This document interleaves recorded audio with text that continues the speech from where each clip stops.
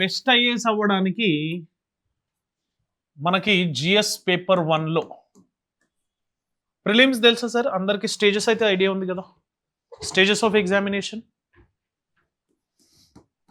Let me recall everything again. Prelims, mains, personality test. Interview అనొద్దు sir, దాన్ని personality test అనే అనాలి. ఎందుకంటే ఇంటర్వ్యూలో నాలెడ్జ్ చెక్ చేస్తారు, పర్సనాలిటీ టెస్ట్లో మీ పర్సనాలిటీ చెక్ చేస్తారు. మనస, వాచ, కర్మన, థాట్, స్పీచ్ అండ్ ఎక్స్ప్రెషన్ ఇది చెక్ చేస్తూ ఉంటారు. సో పర్సనాలిటీ టెస్ట్ అనే అనాలి మనం. ప్రిలిమ్స్ ఎగ్జామినేషన్లో 2 పేపర్లు ఉంటాయి, ఇది తెలుసు కదా, జిఎస్, సిసాట్. జిఎస్ 100 క్వశ్చన్లు ఉంటాయి, 200 మార్క్స్. సిసాట్ 80 క్వశ్చన్స్ ఉంటాయి, 2.5, 200 మార్క్స్. ఇది మీ ఇయర్ క్వాలిఫైయింగ్ ఇన్ నేచర్, అంటే దీంట్లో 67 మార్క్స్ వస్తే క్వాలిఫై, అది మీ year qualifying mark. GS merit లిస్ట్లోకి యాడ్ చేస్తారు. మన టార్గెట్ ఎంత ఉండాలి సార్ దీంట్లో? 200కి ఎంత పెట్టుకొని చదవాలి జనరల్గా చదివేటప్పుడు? ఏమేమి సబ్జెక్ట్స్ ఉన్నాయి తెలుసా? ఎన్ని కాంపోనెంట్స్ ఉన్నాయి ప్రిలిమ్స్లో? 7 ఉన్నాయి సార్.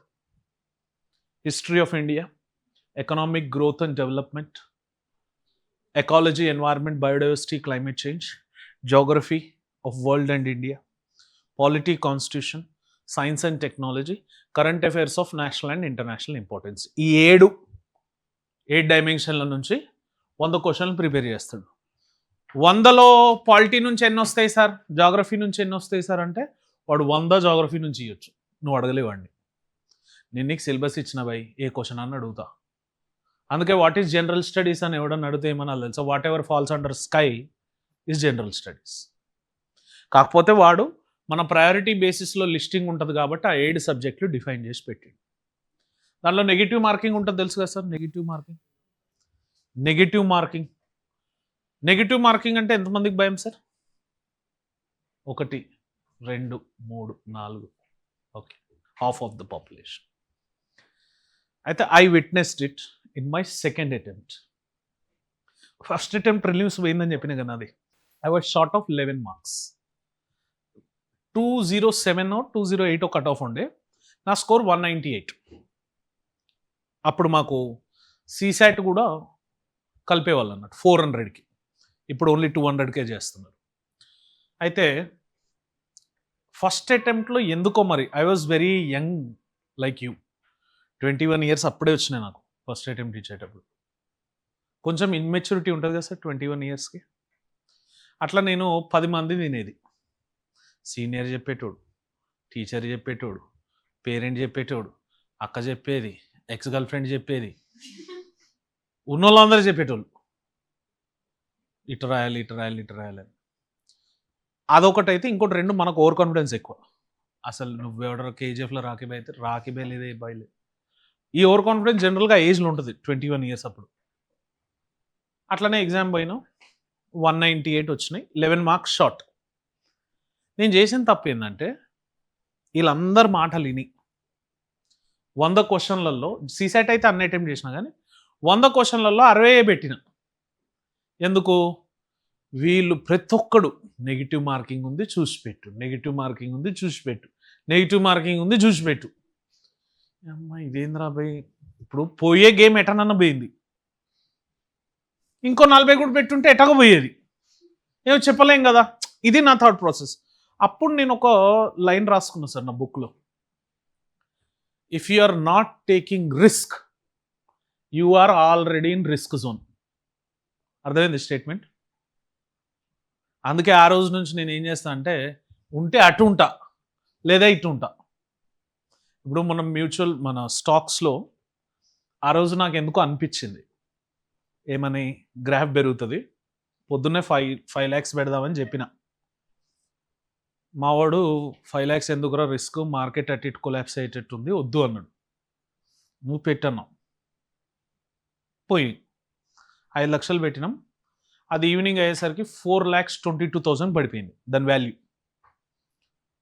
మావాడు ఏమన్నాడు, అరే ఇప్పటికన్నా తీసేద్దాం రా, పోతే పోయిన 80,000, 4,20,000 అన్నా మిగులుతాయని. నేను అన్నా, పడిన గ్రాఫ్ లేవకుండా ఎప్పుడన్నా ఉందా? లేచిన గ్రాఫ్ పడకుండా ఎప్పుడన్నా ఉందా? ఇప్పుడు ఎంఎస్ నారాయణ అనేది ఒక ఫేమస్ డైలాగ్ ఉంటుంది సార్, ఎంఎస్ నారాయణ బ్రహ్మానందం మాట్లాడుకుంటే మూవీలోనో ఎక్కడో మాట్లాడుకుంటే వర్షం పడుతూ ఉంటుంది. వర్షం పడుతూ ఉంటే బ్రహ్మానందం అడుగుతాడు అన్నట్టు ఎంఎస్ నారాయణ, ఈ వర్షం ఆగుతుందా అని. ఎంఎస్ నారాయణ ఏం ఆన్సర్ ఇస్తాడు దానికంటే, ఆగకుండా పడే వర్షాన్ని నేను ఇప్పటిదాకా చూడలేదు. పడే వర్షం ఆగదా? అట్లా రిస్క్ ఒకవేళ మనం తీసుకోవట్లేదు అనుకోండి, ఆల్రెడీ రిస్క్ జోన్లో ఉన్నట్టే. సో ఆ స్టేట్మెంట్ రాసుకొని సెకండ్ అటెంప్ట్కి ప్రిపేర్ అవ్వడం స్టార్ట్ అయినా. ఆ రోజు నుంచి ఎవడు మాట ఇల్లే, ఎవడు చెప్పినా నువ్వు ఫస్ట్ ఫోన్ పెట్టి నేను, ఎందుకంటే నేను ఆలోచించింది ఏంటంటే గెలిచినా ఓడినా నేనే తీసుకోవాలి క్రెడిట్. అవతలోడికి ఇవ్వద్దు, ఎవడు కాదని చెప్పొద్దు అని సెకండ్ అటెంప్ట్కి ఫుల్ ఫ్లెడ్జ్డ్గా ప్రిపేర్ అయిపోయినాయి sir, with all shield covers and all. Second అటెంప్ట్లో నేను పెట్టుకున్న టార్గెట్ ఏంద్రా అంటే 250 కొడదాం 400కి. ఎందుకంటే 207 208 కట్ ఆఫ్ ఉండే కదా, ఆ దగ్గర లాగొద్దు. 211 వస్తుందా రాదా అట్లొద్దు. 1 షాట్ 250, వీఆర్ ఇన్ మెయిన్స్ రాస్తున్నాం. దీనికి నేను పెట్టుకున్న టార్గెట్ ఏంటంటే CSAT I was very good at 150, GS ఒక 100.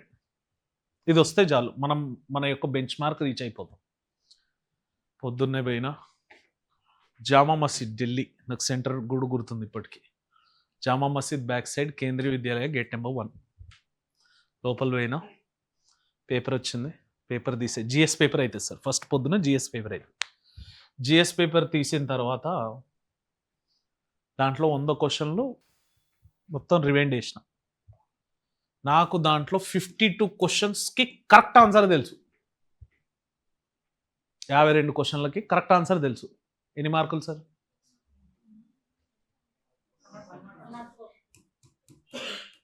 104. నేను ఎన్ని పెట్టుకున్న టార్గెట్ దాటేసిన కదా. వాస్తవంగా 1:10 నిమిషాలు ఎగ్జామ్ అయిపోయింది. 52 క్వశ్చన్లు పెట్టేసి ఓఎంఆర్లో మార్క్ చేసి పండుకున్నాం. ఇన్విజిలేటర్ వచ్చి ఎస్ సోనేకా జగన్ అయ్యే ఉఠో అంటది. అమ్మ ఎందుకురా నాయన, నేనేందంటే నాకు కొంచెం అటు ఇటు అనిపించింది అనుకోండి, మిగతా కూడా ఏడబెడతానని నా భయం. నా టార్గెట్ నేను రీచ్ అయిపోయినా కదా, ఎందుకు మళ్ళీ నేను రిస్క్ తీసుకోవాలి. సరేనా, అటు తిరిగి వాష్రూమ్ పోయి మొహం కడుక్కొని మళ్ళీ వచ్చిన. అయినా ఇంకా 45 నిమిషాలు టైం ఉంది. నేనేమనుకున్నా, ఈ మిగతా 48 క్వశ్చన్స్ ఉన్నాయి కదా సార్, ఈ 48 క్వశ్చన్స్లో ఒక 28 క్వశ్చన్స్కి నాకు 50-50 తెలుసు. అంటే అయితే ఏ అయి ఉంటుంది, లేకపోతే ఆన్సర్ బి అయి ఉంటుంది. ఇట్లా ఇంకో 20 క్వశ్చన్స్ అసలు ఏలియన్, నేను ఎప్పుడు చూడలేదాన్ని, నాకు అసలు దాని గురించి ఏం తెలియదు. నేనేమనుకున్నా, సరే ఈ 45 మినిట్స్ ఎట్లాగో ఆమె పడుకోవద్దు అంటుంది, కేబీసీ గేమ్ ఆడదాం. అంటే కేబీసీలో పోయేటప్పుడు ఈ ఆన్సర్ అయితే చెప్పు అంటారు కదా, అట్లా పేపర్లో మార్క్ చేద్దాం, ఓఎంఆర్లో వద్దు. ఇంటికి పోయినాక చూసుకుందాం మనం ఎంత స్కోర్ చేసుకున్నామా అని. నేను ఏం చేసిన, స్లోగా ఫస్ట్ ఈ క్వశ్చన్లను సాల్వ్ చేయడం స్టార్ట్ చేసిన. ఇక అయిపోయినాయి, ఇంకా 30 నిమిషాలు ఉంది. 15 నిమిషాలు అవి టపా పెట్టేసిన, ఎందుకంటే కేబీసీయే కదా, పోయేది వచ్చేది లేదు. ఈ 20 కూడా అట్లా ఆన్సర్ పెట్టేసి వదిలేసిన. ఎందుకో ఒక సెకండ్ నాకు అనిపించింది, దీంట్లో కొన్ని క్వశ్చన్స్ కరెక్ట్ అవుతాయి కదా, అనవసరంగా మనం వచ్చేదాన్ని ఎందుకు వదులుకుంటున్నాం అన్న ఆశ పుట్టింది. మనిషి ఆశాపరుడు కదా. నేను సరేరా, మీరుంటే నా ప్లేస్లో ఆడ ఎగ్జామ్ హాల్లో ఏం చేస్తుండే చెప్పండి. 52 క్వశ్చన్ల దగ్గరనే ఆపేయమని ఎంతమంది అంటారు? 1 2 3 4 5 6 7 8 9 10. ఓకే, పోనీ ఈ 28 వరకు చేయమని ఎంతమంది అంటారు? ఈ 28 అయితే పెట్టండి. ఓకే, దీంట్లో కూడా కొన్ని టచ్ చేయమని ఎవడన్నా అంటారా? టచ్ చేసి అవి కూడా ఎంఆర్ షీట్లో పెట్టండి అని అంటారు. నేనేం చేసిన అంటే, టోటల్ దీంట్లో 48లో నేనైతే ఎన్ని అటెంప్ట్ చేసి ఉంటా? 52 అయితే పెట్టేసిన. 48లో ఎన్ని అటెంప్ట్ చేసి ఉంటా? 10 to 15.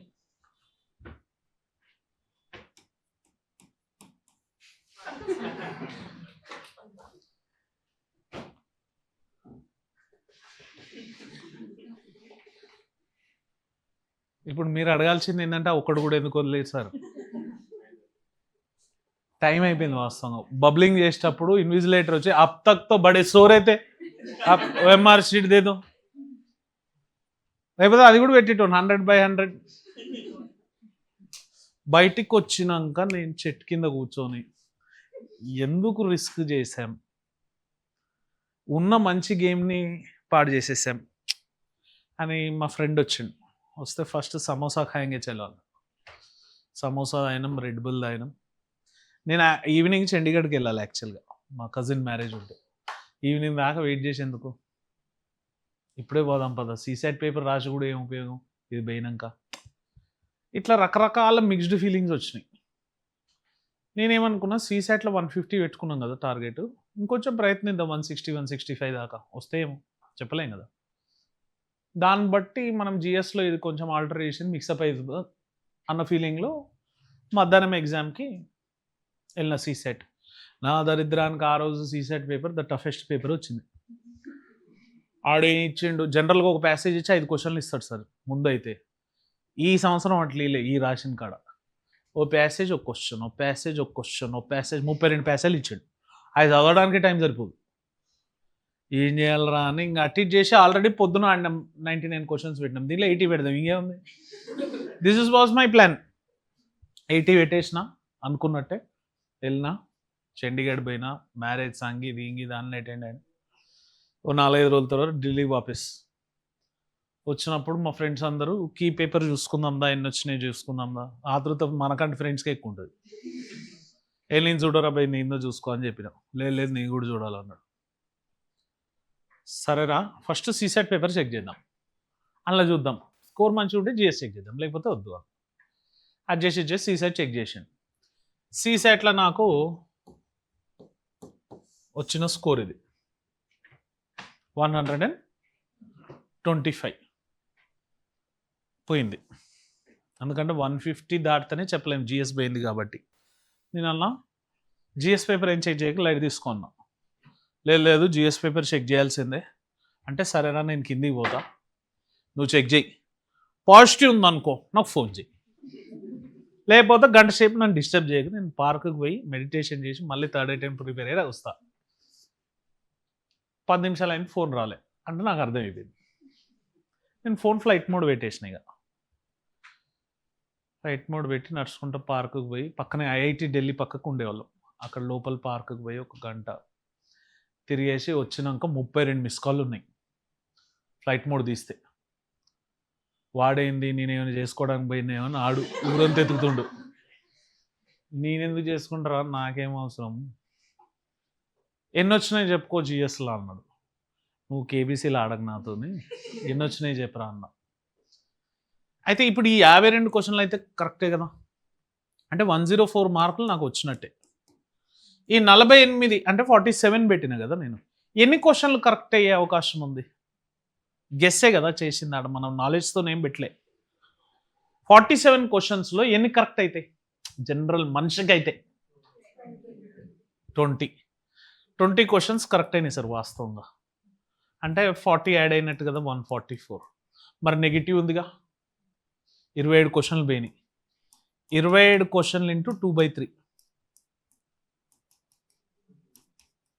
18 మార్క్స్ తీసేస్తే నా జిఎస్ స్కోర్ 126. టోటల్ 2 కలిపి 251 was my score. Interestingly, a year cutoff is 241. If I did not took risk in this 47 questions, I might have ended up 125, 104, 229 వచ్చుండేవి. I might have again fallen short of 12 marks or 13 marks. ఆ రోజు నుంచి నేను స్టూడెంట్స్కి example, ఈ values మొత్తం నాకు ఇప్పుడు ఇన్ని సంవత్సరాలకు కూడా గుర్తున్నాయి అంటే మీరు ఆలోచించండి. How they have took imprint in my mind. అని ఆ రోజు నుంచి స్టూడెంట్స్కి నేను ఇచ్చే సజెషన్, 98 అట్లా పెట్టమని చెప్పను, కానీ 85-90 మినిమం మనం మార్క్ చేయాలి. చాలామంది 50-55 పెట్టి సార్ నాది అయిపోద్దా, ఎట్ట అయిపోద్ది? 55 క్వశ్చన్స్ పెడితే ఎన్ని కరెక్ట్ అవుతాయి దాంట్లో? సరే నువ్వు చాలా టాలెంటెడ్ అనుకుందాం, 55 క్వశ్చన్స్లో ఎన్ని కరెక్ట్ అవుతాయి? నువ్వు చాలా టాలెంటెడ్ అనుకుందాం, ఎన్ని కరెక్ట్ అవుతాయి? 45 అయినాయి అనుకుందాం. 45 అంటే 90 మార్కులు. మరి 10 క్వశ్చన్లు పోయినాయిగా. 10 × 2/3 6.66. 90లో 6.66 తీసి 83. అంటే నువ్వు కట్ ఆఫ్ అప్పటికి క్లియర్ చేయవు. సో అందుకే ఎగ్జామ్లో మనం 90, 95 తక్ రిస్క్ లే సక్తే. ఇప్పుడు ఎట్లాగో పోతుందని తెలిసిన గేమ్లా 95 దాకా పెట్టడానికి ఏముంది? అట్లా క్యాలిక్యులేటివ్ ఇండెక్స్తో ప్రిలిమ్స్ క్లియర్ చేయాలి sir. Prelims is the game of speed, accuracy, elimination, recalling, precision. Speed కూడా ఇంపార్టెంటే. మనం ఒకటే క్వశ్చన్ మీద ఆలోచించి 10 నిమిషాలు పట్టుకున్నాం అంటే పోయింది. ఒక్కో క్వశ్చన్కి ఒక్కో మినిటే. సెకండ్, ఎక్యురసీ అంటే ఇది తెలిస్తే మొత్తం తెలుసు, లేకపోతే తెలియదు, లేకపోతే 50-50 తెలుసు.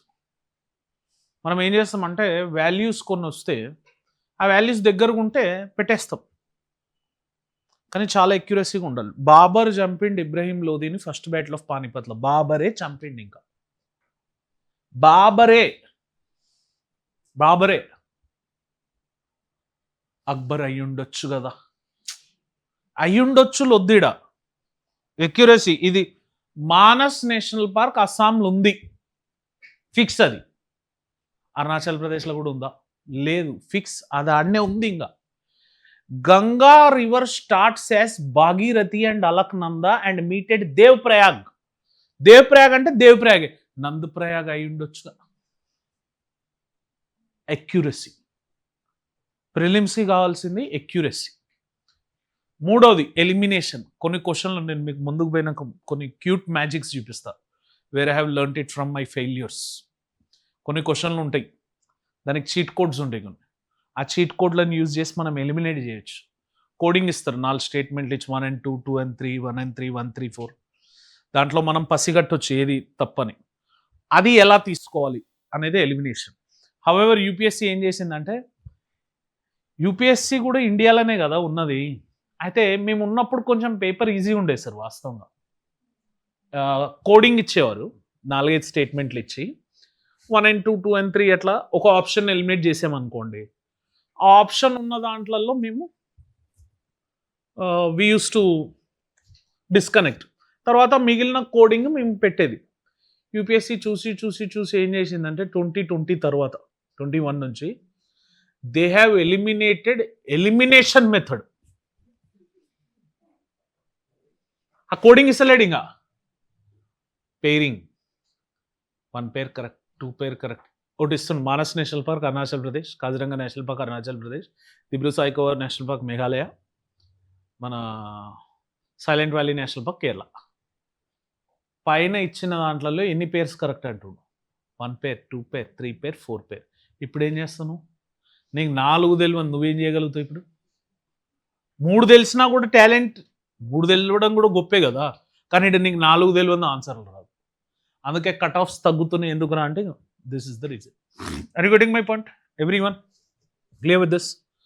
అట్లా elimination got eliminated as of now, but we can do it. We will be having some tricks. Through that particular tricks మనం దాన్ని గుర్తుపెట్టుకొని ఈజీగా చేయొచ్చు. ఆ ట్రిక్స్ ఏంటి అనేది ఫ్యాకల్టీస్ వాళ్ళ యొక్క MCQs, previous year questions discuss చేసేటప్పుడు they will make you to learn those particular tricks as such. Clear? Next, recalling. ప్రిలిమ్స్లో ఉన్న గొప్పతనం ఏంటంటే ఆన్సర్ మన ముందే ఉంది, మనం కరెక్ట్గా గ్రహించగలగాలి. క్వశ్చన్ నీ ముందే ఉంది, ఆన్సర్ నీ ముందే ఉంది. అదే మెయిన్స్లో అనుకోండి, క్వశ్చనే నీ ముందు ఉంది, ఆన్సర్ నువ్వు రీకాల్ చేసుకొని రాయాలి. కానీ ఇక్కడ క్వశ్చన్ పైన ఉంది, కింద ఆన్సర్ ఉంది, 4 ఒకటైతే ఆన్సర్ అయింది, ఫిక్స్. సో ఆ రైట్ రీకాలింగ్ కెపాసిటీ రావాలి. 5వది ప్రిసిజన్. ప్రతి ఒక్క సబ్జెక్ట్కి ప్రిసైజ్డ్గా ప్రతి ఒక్క కంటెంట్ ఎంతో అంత మనకి తెలుసున్నప్పుడు దాంట్లో నుంచి మనం కంటెంట్ని తీసుకొని ముందుకు వెళ్ళగలుగుతాం. అట్లా ప్రిలిమ్స్ ఎగ్జామినేషన్ క్వాలిఫై అయితే మనం మెయిన్స్ ఎగ్జామినేషన్కి we would be eligible. Mains examination is not with this. Speed అయితే మెయిన్స్లో కూడా కావాలి, కానీ mains examination have different dimensions. Speed ఉండాలి 100%, ఎందుకంటే 3 hours sir 20 questions. 3 hours 20 questions అంటే ఒక్కొక్క క్వశ్చన్కి యావరేజ్గా 8 to 9 minutes వస్తుంది. ఒక్కొక్క క్వశ్చన్కి యావరేజ్గా 8 to 9 minutes.